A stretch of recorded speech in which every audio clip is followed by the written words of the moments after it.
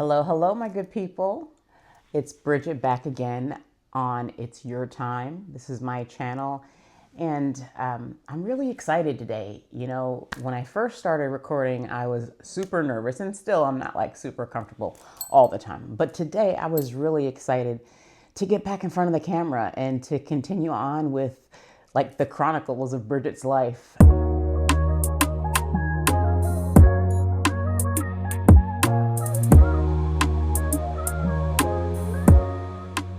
I have decided to do some one-on-one life coaching. I spend a lot of time talking to lots of people. As I shared with you before, I'm a registered nurse by trade. I've been an intensive care nurse for the last 34 years, and that has allotted me the privilege of being close to people, extremely close to people, patients and families during their most intimate and sickest times, the most vulnerable times. And I have built some skills over the years of, basically knowing how to take care of people. Not only that, hands-on taking care of people, thinking through some critical situations, but also dealing with the family and dealing with what it's like to be someone who is on the side of and walking alongside of a person who has been or is critically ill. Our last episode, we were talking about this journal that I'd gotten from my friend. I'm a Capricorn. My birthday is in January, and in the journal, it came with an insert, and just for people, or just kind of like trigger some thoughts. The very first one says, "Who do you need to forgive?" Now, I picked that topic because I thought that it would be a good idea just to share with you some background about who I am and why I am the way that I am, where from point A to point B, and every place in between. Who do you need to forgive? And I asked myself that question, and I am really happy, very happy to say that I believe I've pretty much forgiven almost everybody that has, wronged me or that's hurt me. And that means, hurt me on purpose, and sometimes not on purpose. There's things that happen in life and things just go down and decisions have to be made and people are hurt. I think I shared with you guys 2 episodes ago about having one of my meters for choosing a mate.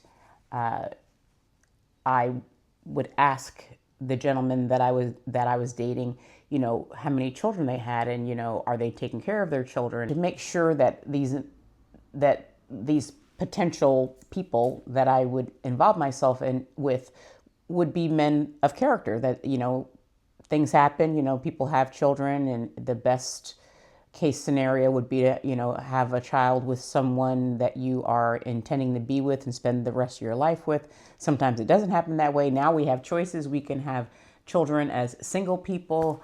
There's just all kinds of different avenues. But in my dating life, that was a big thing because I was ill-affected by that. And I know a lot of us women and men alike, from absentee parents or parents that didn't have the bandwidth to do what they might have thought or what we had hoped for was the best job in parenting, right?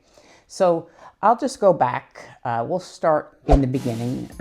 I was born to a single mom. My brother was 9 years older than me. I lost him 2 years ago.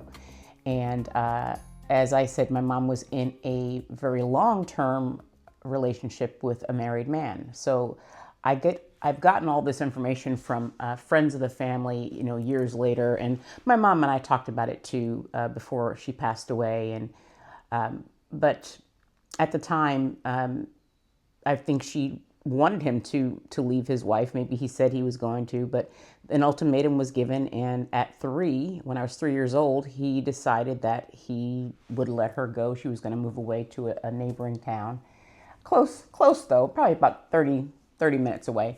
But she was kind of, putting her foot down, and she wasn't going to be the other woman anymore. And I give her much credit for that because I don't know how that must have felt to be second, to always have to hide, or whatever the dynamics were in that relationship.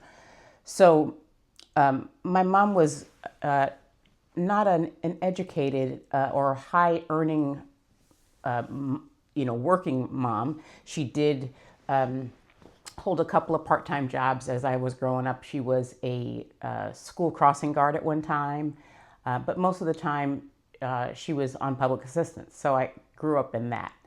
And that's not bad altogether, because sometimes when your mom is at home, you get more care. She was there to cook dinner every night. So there was good parts to it, but there was the times when we didn't have enough, and I would go to the special places, like programs that people would like give donations and gifts, and would have like this. I remember this one time that had this big hoopla. I'm from New York, so there's a place right outside of New York, right as you're getting into the suburbs. It's called Mahwah, New Jersey, and they had a beautiful restaurant on the mountain there. It was Mount Fuji, beautiful kind of Japanese style restaurant. And one year they hosted an event for underprivileged children to go there with their parent and have dinner, and they had different sponsors, and they had gifts and all of that. And I remember that being a really good time, because I remember the place, and it was beautiful, it was magical, it was lit up, and it was on top of the mountain, so the scenery was great. And I do remember that was the first time that I had a virgin cocktail. I was allowed to have a Shirley Temple there. So really good memories. But I also felt the sting of, and I think it came from my mom, because I wouldn't know, how to feel that way unless it's modeled, or you feel it, or it's seen. And she was probably a little uncomfortable, because she couldn't give what she wanted, and then she we were there because we did need help. So that was one of those memories. And throughout life, she also, at that generation, my mom was born in probably in the 1940s, early 40s. So a lot of that generation, a lot of women, whether it's women of color or not, but a lot of their validation and a lot of the way that they sought to support themselves was from the help of a man. So she would have boyfriends, and she would date, and not just for that, not just for money, as I grew up and found out, for companionship. I mean, she was lonely. You love your children, but of course there's a time in your life when you want to have a partner. You want to be able to count on somebody. You want somebody to be there for you.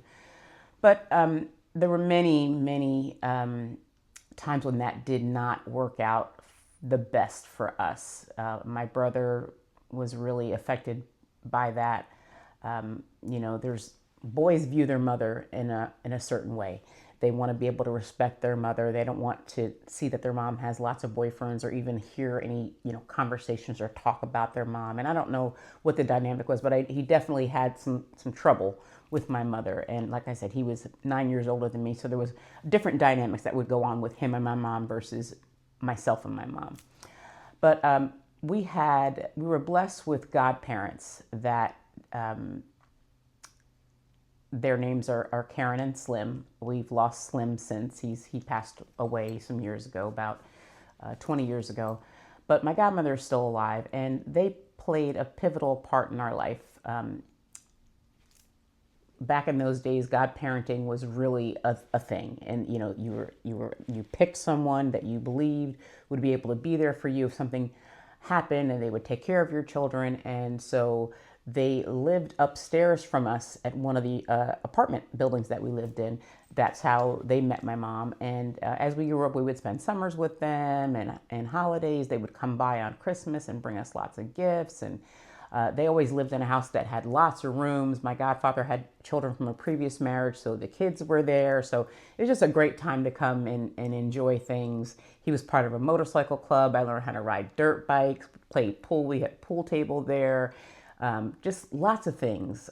We lived in a place, actually they lived in a place at one point that had sand dunes that were really close. So we got to do, quad riding with like on the sand dunes and just good times. But ultimately, when I was about 10, my mom was with a gentleman who was not the best person, I would imagine you could say.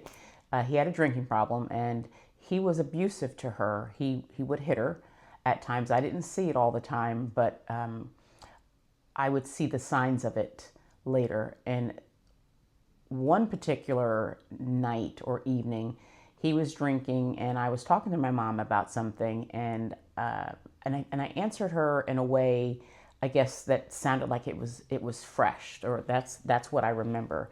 And he was there, and he wasn't my dad. He wasn't really playing a big role of parenting in my life, but he was around all the time because he lived with my mother, needing a place to stay. As these days we would call him a hobo, a couch bo. Is that what it's called? A man that looks for a place to live, finds a woman, and he's with her because he needs a place to live. A hobo, something like that. So, anyway, so my mom was talking to me, and she was getting ready to say something to me, and he hit me. And he hit me with all power. He had a ring on, so I fell to the ground, and I remember seeing, when the old-fashioned TVs would be, you would change the channel or they would go off and there would be all this snow. I remember seeing all this snow, and I was on the floor, and I remember all the hubbub. My mom, was, what did you do? What did you do? And she was yelling at him, and I got up, and I had this cut on my face. So I'm not sure what my mom did for first aid type thing, but it was not a good situation, and I believe he left that night. But shortly thereafter, I was visiting some family. We had family close in that area, in that town, an older cousin, and my aunt lived there, a couple of cousins, and my aunt lived there. And I went over there one day after school just to visit, and they saw my face, and they said, "What happened to your face?" And it was like a linear scar. I actually still have the scar to this day, light scar. I can feel it as I'm running my finger down there.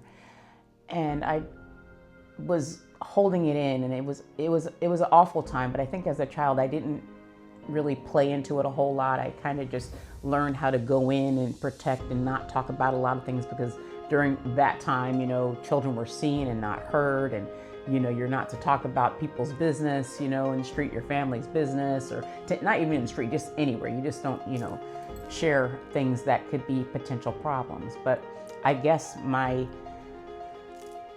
psyche, my spirit had had enough, and I just burst into tears, and I told my cousin what happened. And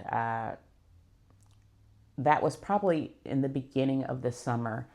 I had all my aunts were alive at that time, but my godparents were around, and I didn't hear the plans or the upheaval, what had happened, but I did find out that my family found out what was going on, and they thought that my mom needed me to go away. They needed to take me away for some time because they thought that this was probably the straw that broke the camel's back. There were some other incidents that had gone on that she had allowed to happen because of, some bad judgment calls, And so I was sent to my godparents' house for the summer, and my other family members knew about it. They had kind of set it up, and my mom agreed to it, but I could see that it hurt her. I could see that it wasn't,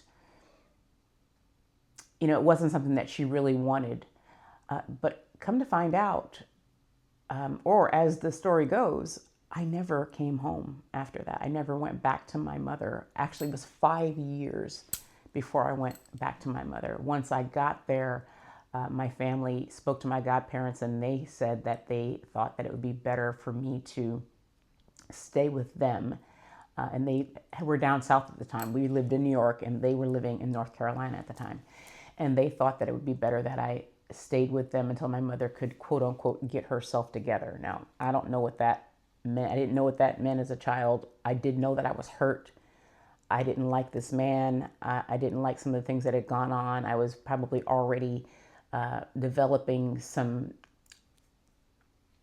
bad coping mechanisms, some fear, some anxiety. So initially, when I stayed and had to go to school and get registered and all that, I didn't mind because it was kind of like a safe haven. I needed to get out of there. I guess I knew it even in my 10-year-old heart and mind that I needed to get out of there, but it still felt a little strange. Like I said, initially it was okay because I was mad at my mom because I wish she had why would she let him do that to me? Why would she let him stay there? Why is he still there? All these things.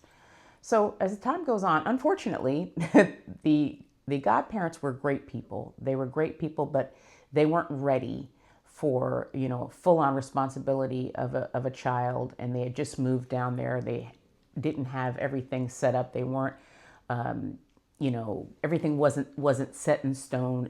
It was early on. We were down there. We lived in a trailer on like a 26-acre plot of land. My godfather had land down there, family land. So his dream was to go down there, build a house on the property, have animals, have a big garden. And that's and they were like, that's a great environment for a child, a young girl, and needing to get away from, New York, the city, all these things. That was all the bad things that could possibly happen as I was 10 years old. And of course, getting older, probably maturing in their mind, they're thinking, well, she's going to be a teenager soon. So imagine all the things were being thought of. So that was a good idea, or so they thought.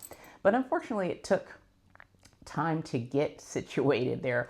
We didn't have running water. Did we have electric? We had electric, but we had generator electric at times. We didn't have running water. We had to go to the well and get water for food, like for washing dishes, for bathing, for cooking. And so that was part of my chore, was to go to get water twice a day. That was okay for a little bit, because I was like, okay, this is exciting, but it was hard too. They were big buckets. They weren't like small buckets. They were, when I say people have to wash, we had to eat, we had to clean food, we had to, so that was one of the chores. And we also had dogs, and they had to be fed. We ended up with pigs and chickens. I learned how to cut firewood. My godfather was a pulpwood worker at the time. That's how he was making money.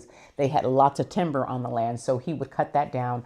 He got a truck especially for that had a crane on it that put, these big logs on the truck, and you would take it into this place and you would get paid a certain amount of money for these loads, right? So he had some guys that would work with him to make money to help with this, but sometimes these guys didn't show up. I mean, it wasn't like he had like an I-9 form on these guys. It was just kind of like word of mouth. Yeah, I'll come. And, but it also was how hard you had to work and what you were paying. So he had to compete as well. So when things got slim and he didn't have people to work for him, my godmother and I would have to go help. So I learned how to run a chainsaw and, lift pieces of wood. I mean, the pieces of wood were like, some of the small ones were maybe like that big, but there was also some that could be like that big. And there was a technique of like rolling it and getting it to a place and getting it onto the crane.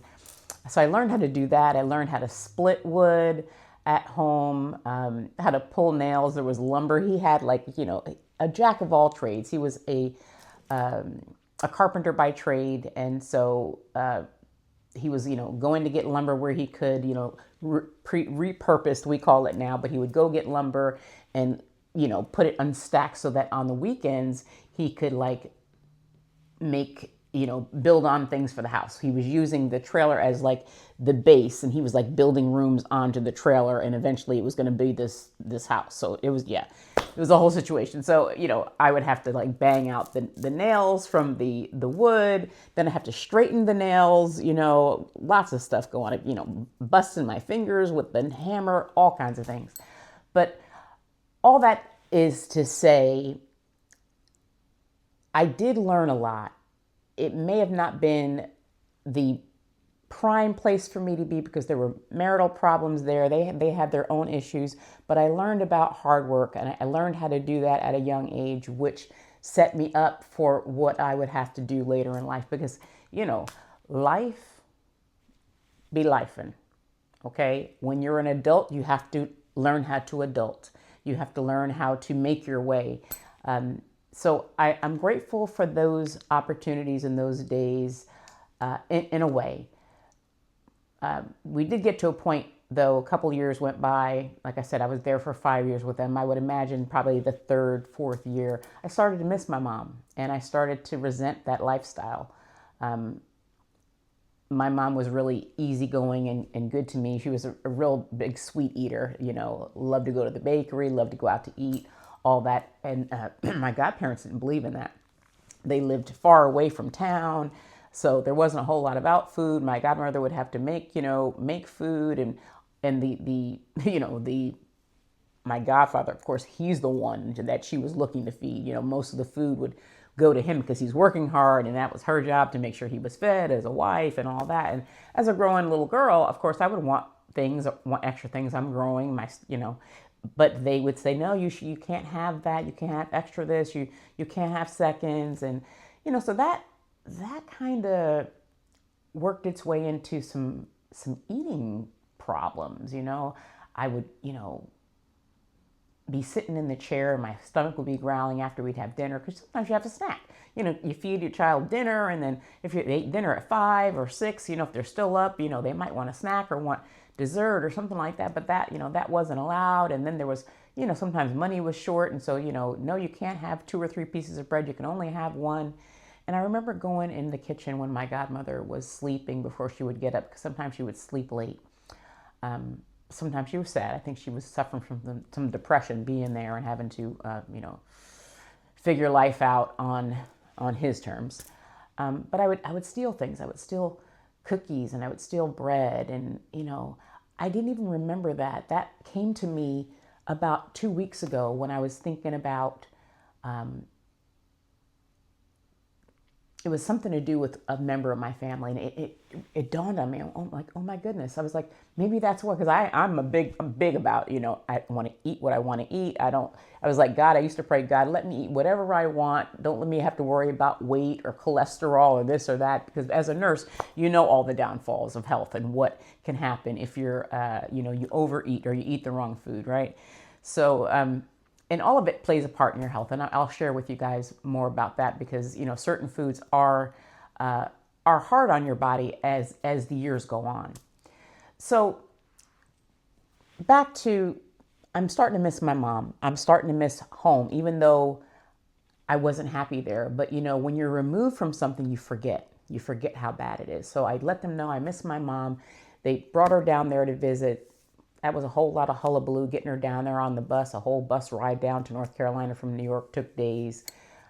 She came, she shared a room with me there, and they thought maybe if she wanted to get herself together down there, that would be good, because, she would be away from people, away from the guy and all the stuff.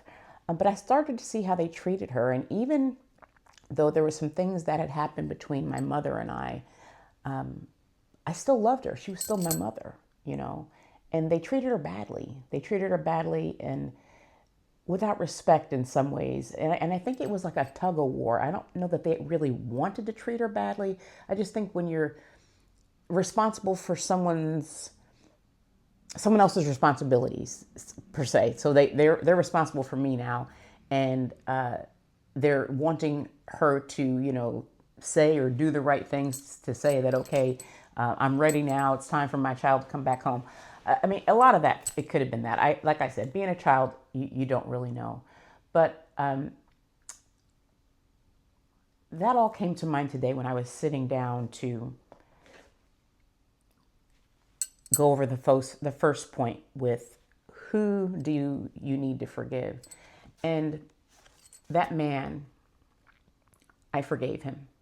I forgave him. My mom, my godparents, who weren't equipped, but they were willing to take on that responsibility when my other family members in New York couldn't do that, or they just thought it would be better for them to do it since they were already appointed, as my godparents. I'm grateful for that. And I learned to do that over the years. That didn't happen all at once. That was a process, which is why I want to share that you got to start somewhere. Again, the channel is, it's your time.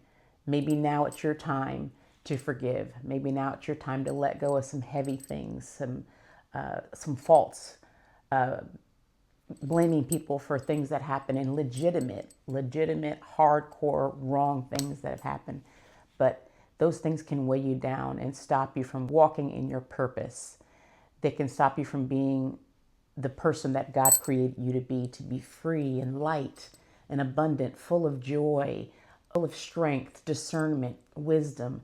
You know, when you're living back in the past, when you're still nursing wounds, when you don't know how to heal, maybe you have to reach out to somebody and so, or even start with God. God, how do I heal? What do I need to do? Send me people, send me things, send me books, you know, create time with God, create time for yourself if this is where you find yourself. I cannot stress to you enough how amazing it has been since I have, and I mean years of delayering the hurts and the pains, and actually today letting go. I can know these things have happened. Like I said, I forgot all about the food thing. Forgot all about that as a kid. You know, I just remembered that I'm 58. I just turned 58. Yeah, 58, January 12th. And it's because I did the work. I did the work because I wanted more.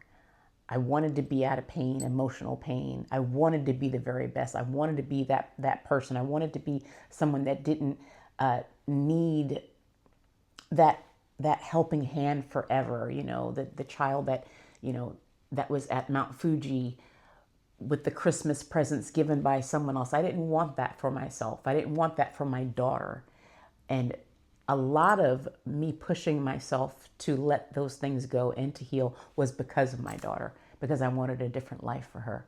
So I will continue on with more of that story and how things kind of worked out to help me in my parenting as a healed woman, and as I healed even through the parenting, through our time together. She's now in her 30s and we are still healing. So I'm so glad that you tuned in, that you decided to watch. Again, I'm Bridget. The channel's called It's Your Time. I'll be sharing more about some life coaching opportunities that I'll have. I invite you to like and subscribe. Drop anything in the comments if you have questions. I'll be sharing books and some therapists that I've seen, some places that I've gone, all the things. I want you to eat off my plate. I want it to be easier for you than it was for me. All right. You guys have a great night. God bless you, and I'll see you the next time.